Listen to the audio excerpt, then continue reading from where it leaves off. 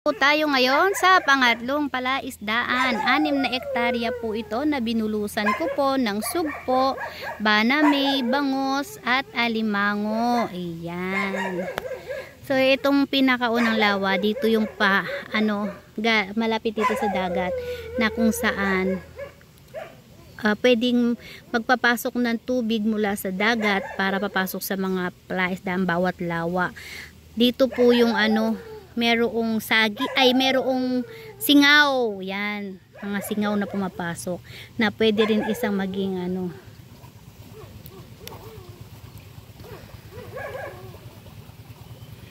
Yan po ang aking pangatlong palaisdaan na narentahan. 6 na hektarya po. Hi, Shami. So yan.